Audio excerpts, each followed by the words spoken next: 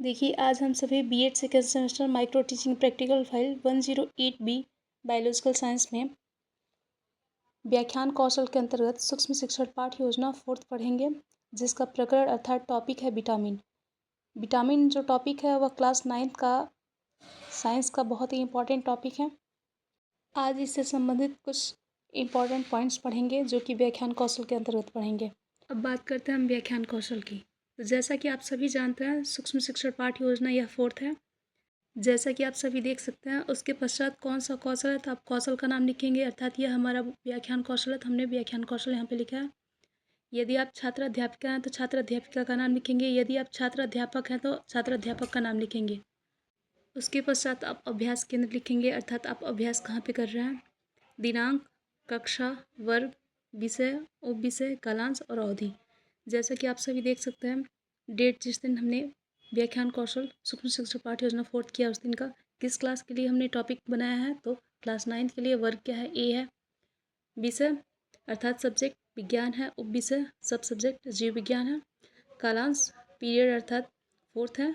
अवधि 5 से 10 मिनट आपको मिलता है। उसके पश्चात हम प्रकरण लिखेंगे, अर्थात टॉपिक जो कि हमारा विटामिन है। अब व्याख्यान कौशल के घटक की बात करते हैं। तो जैसा कि आप सभी देख सकते हैं, व्याख्यान कौशल में हमें 6 घटकों को ध्यान में रखकर व्याख्यान कौशल पर कार्य करना है। सबसे पहला होगा स्पष्ट प्रारंभिक कथन देना। सेकेंड, कथनों में तारतम्यता होना। थर्ड, भाषा में धारा प्रवाह होना। फोर्थ, परस्पर जोड़ने वाली कड़ियों का प्रयोग होना। फिफ्थ, सार्थक शब्दों का प्रयोग होना। सिक्स, छात्रों की जांच हेतु बोध प्रश्न पूछना। अब एक एक करके सभी घटकों को हम समझते हैं। फर्स्ट है अस्पष्ट प्रारंभिक कथन देना, अर्थात आप जो भी कथन करेंगे, जो भी एक्सप्लेनेशन देंगे, आप उसे स्पष्ट कहेंगे कि आप क्लास 9th के विज्ञान से संबंधित उपविषय जो है वह जीव विज्ञान से संबंधित विटामिन को आप एक्सप्लेन करने जा रहे हैं। इस तरीके से जब भी आप कोई भी कथन कहें उसे स्पष्ट कहें, ना कि आप टॉपिक पढ़ाएं और आप क्लास का नाम किस क्लास के लिए किया है आपने वह बताया ही ना। तो जो भी आपके कथन होंगे वह अस्पष्ट होने चाहिए। सेकेंड, कथनों में तारतम्यता होना, अर्थात जो भी आप कथन कह रहे हैं वो सब एक दूसरे से रिलेट करने चाहिए। अर्थात यहाँ पे हम विटामिन पढ़ा रहे हैं और इसके अंतर्गत ना तो हम सोशल साइंस या फिर अदर किसी सब्जेक्ट के टॉपिक को इसमें ऐड करेंगे। विटामिन है तो विटामिन से जो भी व्याख्या या एक्सप्लेन हम करेंगे, एक्सप्लेनेशन करेंगे, वह विटामिन से संबंधित ही करेंगे। थर्ड है धारा में प्रवाह होना, अर्थात यदि आप भाषा में धारा प्रवाह का सही ढंग से प्रयोग नहीं कर रहे हैं, अर्थात बहुत तीव्र गति से बोल रहे हैं या बहुत मध्यम या फिर यूँ कह सकते हैं कि बहुत धीमी आवाज़ में बोल रहे हैं, तो बालक तक आपकी ध्वनि नहीं पहुंच पाने के कारण बालक आपके कथनों को सही ढंग से नहीं सुन पाएंगे, जिससे उन्हें समझने में असहजता होगी। या फिर भाषा में धारा का प्रवाह बहुत अधिक होने के कारण बालक आपके शब्दों या वाक्यों को नहीं समझ पाएंगे। इसलिए भाषा में धारा प्रवाह सही ढंग से होना आवश्यक है। फोर्थ पॉइंट की बात करते हैं हम, परस्पर जोड़ने वाली कड़ियों का प्रयोग होना, अर्थात जैसा आप सभी ने प्रस्तावना कौशल में देखा तथा इससे पहले व्याख्यान कौशल अर्थात सूक्ष्म शिक्षण पाठ योजना 3rd में भी आपने देखा कि जो भी पॉइंट्स थे वह एक दूसरे से रिलेट कर रहे थे। बिल्कुल उसी प्रकार परस्पर जोड़ने वाली कड़ियों का प्रयोग आपको करना है। अर्थात सबसे पहले आप विटामिन बताएंगे, फिर विटामिन की खोज बताएंगे, फिर उसके पश्चात आप विटामिन के प्रकार, ऐसा नहीं कि आप पहले विटामिन के प्रकार बताएंगे उसके पश्चात विटामिन को डिफाइन करेंगे। फिफ्थ पॉइंट है सार्थक शब्दों का प्रयोग होना, अर्थात सार्थक और सही शब्दों का भी आपको प्रयोग करना है। 6 पॉइंट है छात्रों की जांच हेतु प्रश्न पूछना, अर्थात छात्रों ने आप जो भी एक्सप्लेनेशन दे रहे थे उन बातों को ध्यान से सुना है या नहीं सुना है, या आपने किस ढंग से पढ़ाया है, इसकी जांच भी छात्रों के उत्तरों द्वारा प्राप्त होता है। अर्थात छात्रों से अंत में जांच प्रश्न पूछना अनिवार्य है, जिससे आपको पता चल सके कि आपका टीचिंग स्किल कितना बेहतरीन है तथा उसके साथ ही साथ बालक आपकी विषय वस्तु में कितना रुचि ले पा रहे हैं, उनमें क्या क्या परिवर्तन करना चाहिए उन्हें समझाने के लिए। उन सभी बातों को हम जांच बोध प्रश्न पूछने के द्वारा ही, उनके द्वारा दिए गए उत्तरों द्वारा ही हमें पता चलता है। अब बात करते हैं हम व्याख्यान कौशल के 2nd पेज की, अर्थात प्रस्तुतिकरण की। तो जैसा कि आप सभी ने सूक्ष्म शिक्षण पाठ योजना 3rd में देखा कि हमें 5 से 10 मिनट ही मिले हैं, जिसके अंतर्गत हमें अपना टॉपिक एक्सप्लेन करना है या समझाना है। और उन्हीं के अंतर्गत आपको बोध प्रश्न भी पूछना है। अर्थात समय सारणी को ध्यान में रखने, समय को ध्यान में रखकर ही आपको एक्सप्लेनेशन करना है और उसके पश्चात आपको उसी समय में ही प्रश्न पूछने हैं। तो सबसे पहले आप यहाँ पे विकासात्मक प्रश्न देख सकते हैं। विटामिन से आप क्या समझते हैं? यदि छात्र कुछ उत्तर दे पा रहा है तो ठीक, नहीं दे पा रहे हैं तो आप यहाँ पे से एक्सप्लेनेशन स्टार्ट करेंगे। आप कहेंगे, सबसे पहले आप विटामिन को डिफाइन करेंगे। उसमें कहेंगे विटामिन एक कार्बनिक यौगिक है जो शरीर में वृद्धि, विकास व स्वास्थ्य को प्रभावित करता है। विटामिन की आवश्यकता हमारे शरीर में बहुत कम होती है। चूँकि मानव शरीर में इसका संश्लेषण नहीं होता, इसलिए इसे भोजन के माध्यम से प्राप्त किया जाता है। उसके पश्चात आप बताएंगे कि विटामिन को मुख्यतः 2 भागों में बांटा गया है। वसा में घुलनशील विटामिन जैसे कि ए, डी, ई के। उसके पश्चात जल में घुलनशील विटामिन बी, सी। अर्थात जो भी इम्पॉर्टेंट पॉइंट्स होंगे, जैसे कि आपने विटामिन को डिफाइन किया तो उसे आप बोर्ड पर लिख सकते हैं। उसके पश्चात आप बताएंगे कि विटामिन 2 भागों में बांटा गया है, 2 प्रकार हैं, तो उन दोनों प्रकारों को आप लिखेंगे।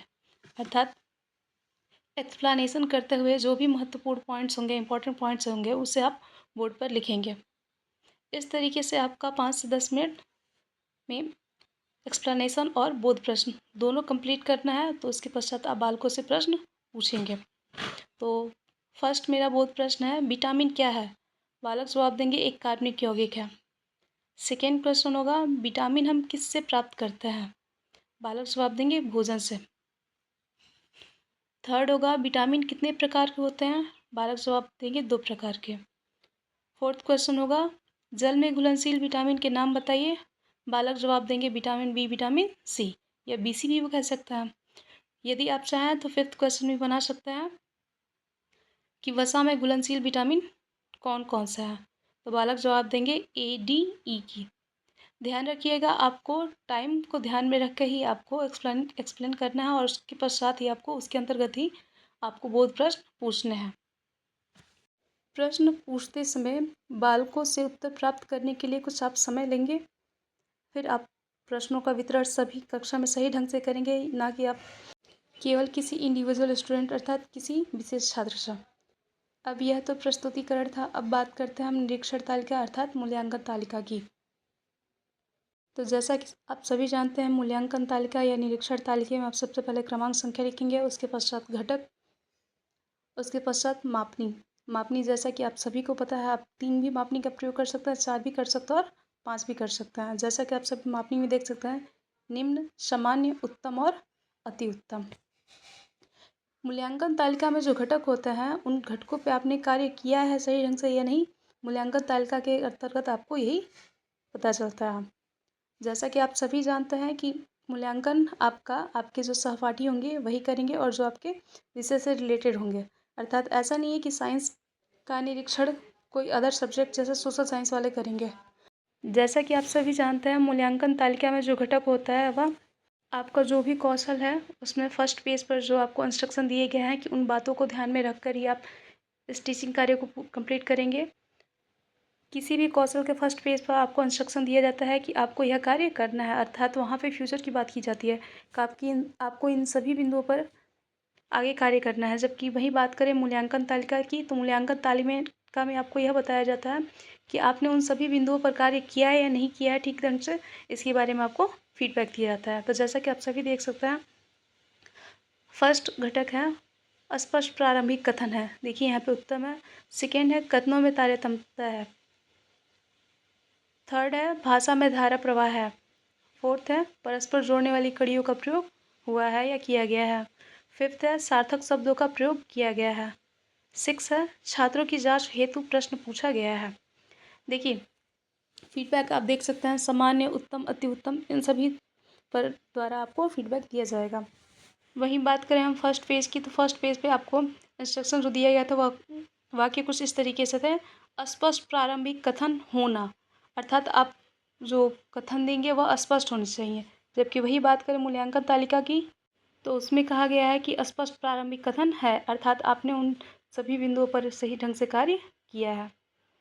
उसके पश्चात आप जानते हैं कि आपके सहपाठी निरीक्षण करते हैं तो वहाँ पे उनका सिग्नेचर होता है और आलोचनात्मक सुझाव जो भी आज में कमियाँ हैं उनको वह बताएंगे, जिससे आप माइक्रो टीचिंग द्वारा अपनी टीचिंग स्किल को और बेहतरीन कर पाएँ। उसके पश्चात आपके निरीक्षक अध्यापक जो होंगे वह आपका निरीक्षण करेंगे। जैसा कि आप सभी जानते हैं, व्याख्यान कौशल में आपको किसी टॉपिक अर्थात विषय से वस्तु से संबंधित आपको एक टॉपिक तैयार करना होता है, जिसके अंतर्गत आपको 5 मिनट एक्सप्लेन करना होता है और 5 मिनट के अंतर्गत आपको बालकों से बोध प्रश्न पूछना होता है। इस तरीके से physical science and biological science दोनों में हमारा व्याख्यान कौशल कंप्लीट होता है। आई होप आप लोगों को अच्छे से समझ में आया हो। इसके पश्चात हम बात करेंगे प्रश्नीकरण कौशल की। जैसा कि आप सभी जानते हैं, बीएड सेकेंड सेमेस्टर में टोटल आपको 5 कौशल पढ़ने हैं, जिसमें से फर्स्ट प्रस्तावना कौशल है, जिससे आपको 2 टॉपिक बनाने थे। सेकेंड व्याख्यान कौशल, जिससे आपको 2 टॉपिक बनाने थे, अर्थात दोनों मिलाकर सूक्ष्म शिक्षण पाठ्य योजना 4th हो चुका है। अब इसके पश्चात हम बात करेंगे सूक्ष्म शिक्षण पाठ्य योजना 5th अर्थात प्रश्नीकरण कौशल। इस तरह से हम सभी कौशलों को एक एक करके पढ़ेंगे। उसके पश्चात हम 5 लेसन प्लान तैयार करेंगे, तब जाकर BEd second semester 108B practical file जो होगा पूर्ण रूप से कंप्लीट होगा।